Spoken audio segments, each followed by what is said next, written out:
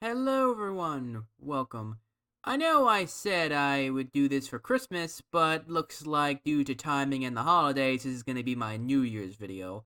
Oh well, speaking of which, this will be my final video of 2021, my first year on YouTube. Well, really only a few months, but who's counting? I started this really late in the year.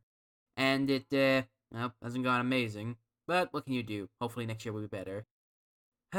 Who's hoping? But anyway, let's get on topic of Dead Rising 4. Yay, let's start, shall we? So the game begins with our main character, Frank West, being woken up by a phone call.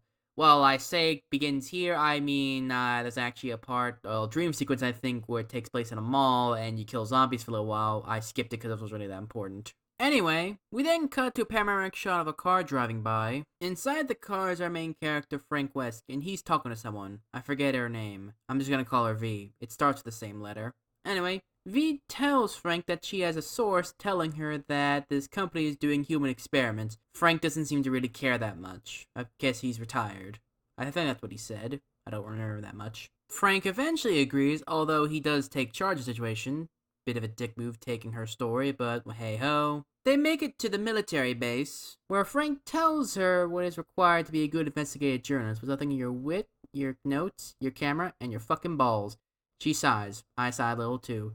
And also, why didn't you tell her this in the car ride on the way here, or better yet, in the classroom? She's supposed to be a student.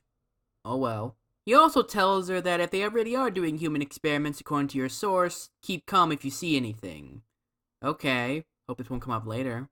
Then he stands up and says, alright, don't even know why they were crouched in the first place, no one's here. And then he says, let's go do this, you can get the next one. Okay, still a big dick move, you're stealing this one, but oh well. Maybe I feel more bad for her if she didn't come across as so self-righteous. After all, she did trick him to come. She said they were gonna go play mini golf.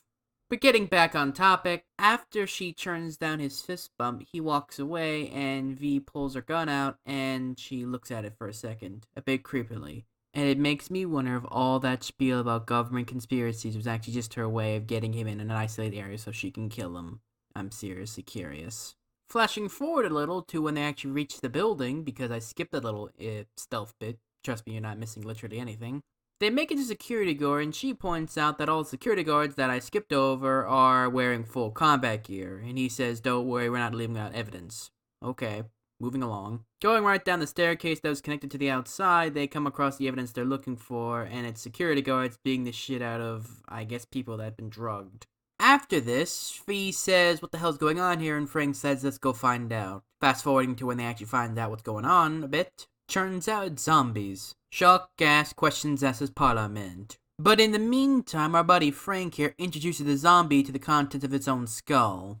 After we do that, Vitas tells us to open the door up, which is a pretty good idea. Better than the last thing she told us, which was the thing we were fighting was a zombie. As Frank says, no shit. Unfortunately, the door leads to Beyond Thunderdome, and 3 squads of zombies come try and kill Frank. Luckily, he seems to be armed with a lead pipe, so he does fine. After this, he opens the door and lets V in, where he proceeds to apologize to Vic and tells her this is way more fun than mini golf, as much things are.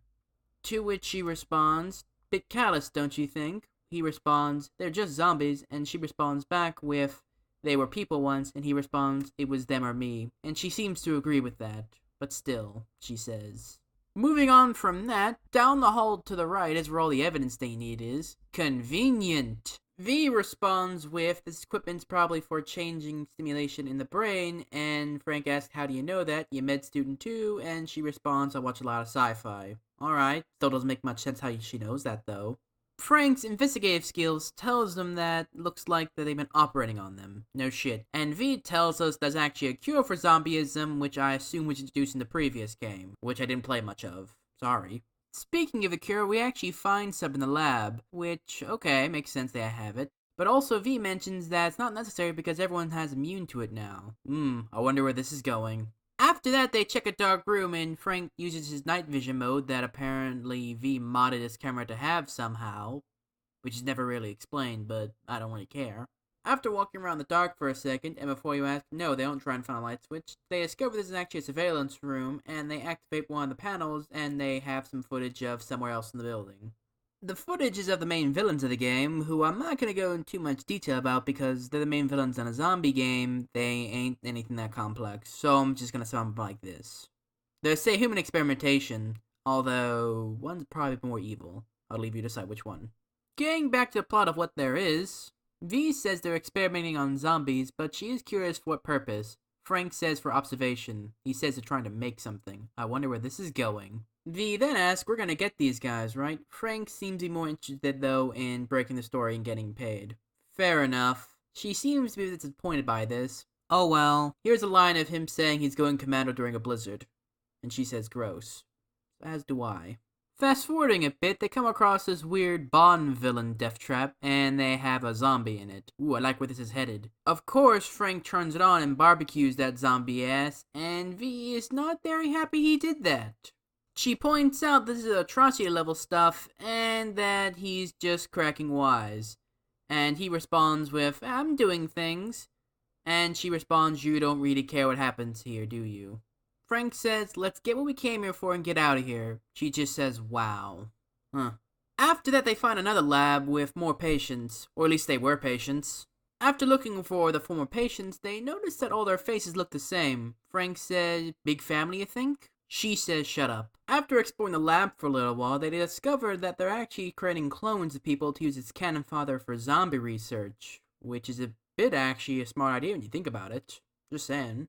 Frank tells Vic to stay calm long enough for them to get out of here so they can win every award known to man, but Vic seems to have other ideas. She's not leaving. Wait, what? She seems to be convinced that the right idea is not to get out of here and show all the world this, but instead to stop him right here and now. Somehow.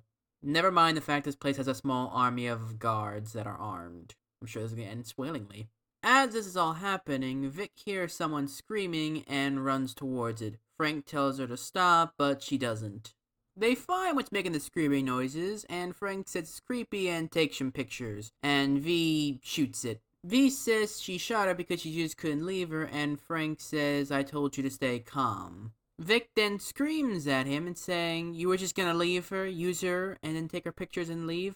And then Frank says, yes, I'm a fucking reporter, that's what I do, and if you can't accept it, then get the fuck out of here. Unfortunately, due to Vic, the alarms have been sounded because of her gunshot, and he tells her to run. For the sake of my sanity, I'm fast forwarding to when they make it outside. Once Frank makes it to the outside, he sees that Vicky has already drove him away and has left him for dead.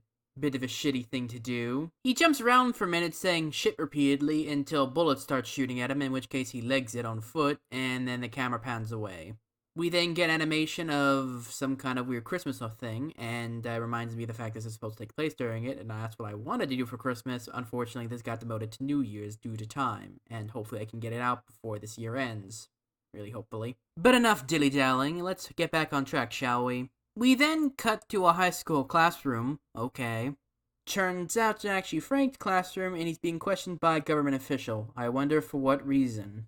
Frank already knows who this is, Colonel Brad Park, commander of the ZDC. Nice pun there, guys. The colonel wants him to investigate a small town out in the middle of nowhere. He says no. Then he shows him this, and the student that left him to die is already in the town and is gonna get the scoop before him. So naturally he wants to get it to get revenge on her for leaving him to die. Fair enough. So he agrees to do the case. Unfortunately, they decide to show up in a helicopter and, well, nature takes his course. Not surprisingly, they both survive. Well, except the pilot. I'm pretty sure he's dead. We never see him. Oh, well, who cares? They realize that they crashed inside of a mall filled with zombies, and they need to find someplace safe quick.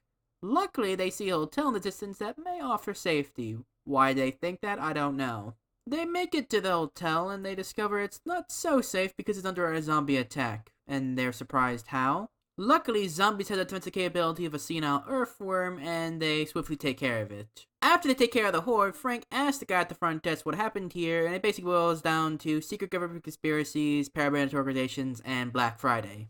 All adds up. He also tells us there was a reporter around town for a little while, and Frank asks what her name was, and he doesn't remember. All he remembers is that she had a boy's name, which must be Vic, according to Frank. Which is mean, but probably accurate.